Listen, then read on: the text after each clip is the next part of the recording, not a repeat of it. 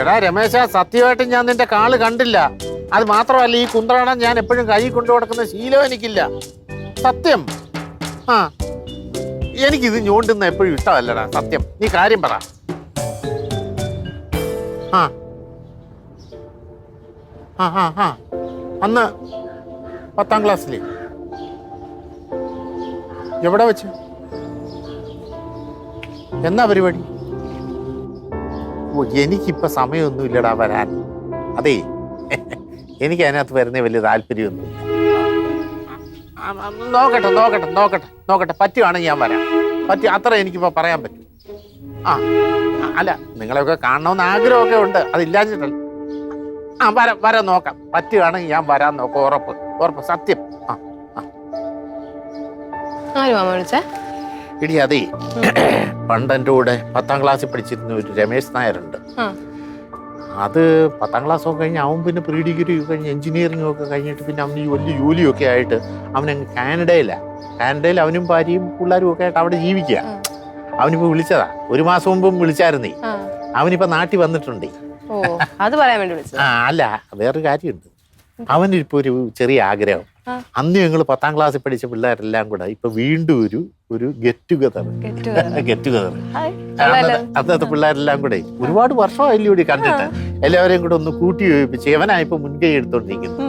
അപ്പൊ ഞാൻ പറഞ്ഞിടാ, എനിക്ക് വേറെ ചില പരിപാടികളൊക്കെ ഉണ്ട്, അസൗകര്യമുണ്ട്, ചിലപ്പോഴേ എനിക്ക് വരാൻ പറ്റുമെന്ന് പറഞ്ഞു. എന്താ അസൗകര്യം? മാമന് പൊയ്ക്കൂടെ? ഇത്രയും വർഷം എന്ത് കൂടുമ്പോ കാണുന്നല്ലേ, എത്രയോ നാളുകൊണ്ട് കാണുന്നല്ലേ, നല്ല രസമല്ലേ ഇതൊക്കെ, പോയി കാണ്. അതൊന്ന് പറഞ്ഞാലേ, എനിക്ക് അതിനകത്തുള്ള അസൗകര്യം എന്ന് പറഞ്ഞു കഴിഞ്ഞാൽ ബാക്കി എല്ലാവരും ഒക്കെ കല്യാണം കഴിച്ച് പിള്ളേരും ഒക്കെ ആയിട്ട് ജീവിക്കുക. അത് മാത്രമല്ല, ശരിക്കും പറഞ്ഞാൽ അന്ന് 10ാം ക്ലാസ് പഠിച്ച കൂട്ടത്തിൽ എനിക്ക് മാത്രമേ ഉള്ളൂ ജോലിയില്ലാത്തത്. ഞാനന്ന് പഠിക്കുന്ന കാലത്ത് നല്ല ഗ്ലാമറും എനിക്ക് കാശും കാര്യങ്ങളും പിന്നെ ഈ അടിതടിയും മറ്റു കാര്യങ്ങളും ഒക്കെ ആയിട്ട് ഞാൻ ക്ലാസ് ലീഡർ ആയിരുന്നടി. അപ്പൊ അത് കഴിഞ്ഞിട്ട് പിന്നെ ബാക്കി എല്ലാവരും ഒക്കെ പഠിച്ചുമൊക്കെ പോയി എഞ്ചിനീയർമാരും ഡോക്ടർമാരും അങ്ങ് അമേരിക്കയിലും ലണ്ടനിലും പിന്നെ ഇന്ത്യയിൽ തന്നെ എക്സിക്യൂട്ടീവ് എഞ്ചിനീയർമാരും സൂപ്പറിൻഡിങ് എഞ്ചിനീയറും ഒക്കെ ആയിട്ട് ജോലി ചെയ്യുന്നവന്മാരാ. അതിനിടെ ഞാൻ ചെന്ന് കയറുന്നത്, ഫാമിലി ഒന്നുമില്ല, ഞാൻ ചെന്ന് കയറുന്നത്. എനിക്ക് ജോലിയില്ലല്ലോടി, എനിക്കൊരു നാണക്കേട്. എന്തോന്ന് നാണക്കേട് മാമ? ഒരു നാണക്കേടും ഇല്ല. അവരൊക്കെ കൂടുമ്പോ കുട്ടികളും ഒക്കെ ആയി പ്രാരാബ്ദം അടിച്ച് നടക്കുമ്പോഴത്തേക്കും മാമ ഇപ്പോഴും സിംഗിൾ ആയിട്ട് നടക്കുന്നതിൽ വലിയ അഭിമാനമാണ് എനിക്കുള്ളത്. അവരിതൊക്കെ കാണുമ്പോ ആ മാമനോട് അസൂയ തോന്നും, അതെനിക്ക് ഉറപ്പാണ്. എന്തെന്നാലും നാട്ടുരാജാവിനെ പോലെയല്ലേ ജീവിക്കുന്നത്. അതൊക്കെ ഒരു പരിധിവരെ ശരിയാണ്. അല്ല, അന്നെന്ന് പറഞ്ഞു കഴിഞ്ഞാൽ ഞാനായിരുന്നു ഈ ക്ലാസ്സിലെ ഒരു എണ്ണപ്പെട്ട വ്യക്തി. അത് മാത്രമല്ല, അന്ന് എന്നെ കാണാനും വലിയ ഗ്ലാമറും ഇല്ല, ഇന്നത്തെ പോലെ അല്ലല്ലോ. അന്ന് എന്നെ പലരും പ്രേം നസീർ എന്നൊക്കെയാ വിളിക്കുന്നത്.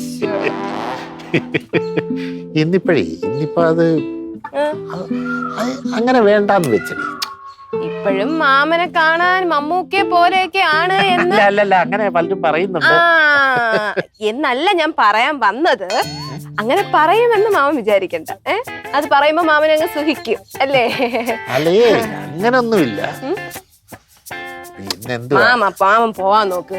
ഇതൊക്കെ എന്നും കിട്ടുന്ന അവസരമൊന്നും അല്ല എല്ലാരും കാണാൻ പറ്റുന്ന. പിന്നെ മാമനെ പോലെ കല്യാണം കഴിക്കാത്ത ആരെങ്കിലൊക്കെ അതിൽ കാണുമല്ലോ, നോക്കാലോ നമുക്ക്.